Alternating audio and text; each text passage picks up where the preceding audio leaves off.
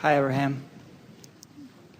Thank you for making this possible. I appreciate you and everybody that's here. And your teachings have helped me allow more peace to come into my life. And I think that's come because of an awareness of a bigger part of me, that's the non-physical part.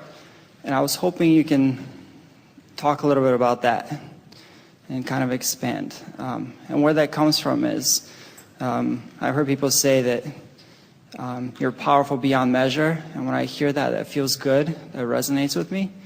And I was hoping you can tap into that, explain that a little bit more.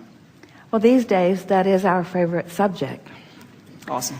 Because everything that you are matters so much. You're here with such reason for creation and joy. You come into this physical body and you focus. But when you start understanding that there is that larger part of you that you can allow, it's interesting because to even need to talk to our human friends about allowing the blending is odd just in and of itself, because the most natural thing would be for all of you to be here, and all of you would be here focused in any moment in time if you hadn't picked up attitudes and beliefs along your physical trail that cause you to introduce into your own vibrational point of attraction a sort of discord, a resistant frequency, a different frequency that equals static in your signal, that disallows the clear signal of who you are to flow. So let's just talk about what's going on with Esther right now, because she stands here in her physicalness. You can see her. We're utilizing her physical apparatus and her voice and her ability to find words that match the vibrational frequency. In other words, this experience could not be happening if it were not for Esther's participation in it. But beyond Esther's participation in it is a broader perspective that she is allowing and therefore translating. So this moment in time is a more powerful moment for Esther and for those of you who are participating here, because she's allowing more of herself to be present in this moment. Now, who is Abraham? Abraham is consciousness beyond what is physically focused. Abraham is a consciousness, a collective consciousness that everyone has access to. You just got to get on the vibrational wavelength of it.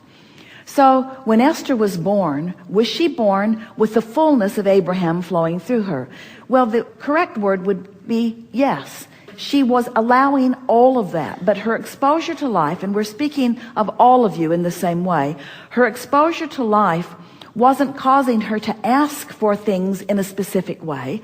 So the well-being was flowing and the consciousness was flowing.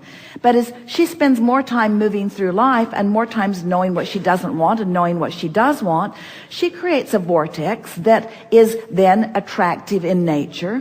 And so this has been going on with Esther for a very long time, until she heard about spiritual guides. She heard about meditation. She heard about allowing herself to quiet her mind.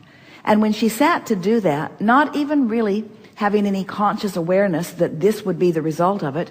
In fact, there's a very strong probability that if she had known that this would be the upshot of that, she would not have done it. But she sat and quieted her mind, and as she quieted her mind, she felt a detachment from the physical world. And over time, for about 9 months, Jerry and Esther meditated every day for 15 or 20 minutes. And gradually, without her being aware of it, because we weren't giving her words about it, she just sat for the good feeling of detachment. Without her knowing it, her vibrational frequency was clarifying. It was purifying. Another way of saying it was her average frequency was raising, because the meditation process caused the resistance to become less and less. It also made her more acutely aware of the way she felt. because when you allow yourself to sit in meditation to raise vibration, it makes you more aware of when you are doing that thing you do that lowers vibration. So then we began interacting with her. Now, the reason that we wanted to talk about what you're asking about in this framework is because we want you to know that in every moment of every day, you have the potential of allowing a larger part of you forward. And it happens to people when they get themselves often into a very precarious position where something really matters. Sometimes they feel a power beyond measure, as you say, a clarity beyond measure. Someone earlier today was talking about it coming in spurts. It didn't feel sustainable, but it is more sustainable than you know. The combination of powerful wanting and allowing of that power to flow through you is really what all of you intended as you came into this physical experience. Not one of you said, I'll go forth, mix it up, figure out what I want and deprive myself of it by my attitudes and opinions about things. Not one of you said that. Every one of you said, I'll go forth, I'll figure out what I want. It will be held into a sort of vibrational escrow for me until I'm able to figure out how to come into vibrational alignment with it. And when I do, a manifestation will occur. And then I will have a new vibrational stance from which I will compare again and ask again and line up again and receive again. In other words, you know that it's this ongoing cycle. So when you ask a question about your inner being, about that larger part of you, we want to bring into the discussion the word blended or blending. We want you to feel the blending of you and you. And we want the understanding of blending to be so significant that it's not even the blending between you and you, it's just you. We just want you to be present. But who are you? Who are you is the combination of all of this. Who you are is someone who explores and comes to personal decisions, and then who allows the personal understanding and knowledge and beingness of that broader, wiser, older self to flow with you in this moment. And if you can just blend those unique perspectives and recognize that you're in alignment or you're not, and when you feel good you are, and when you feel bad you're not, and just leave it at that. If you could just let your dominant intent be to be standing in a place where you are aligned with the central grid of who you are, then everything else will take care of itself.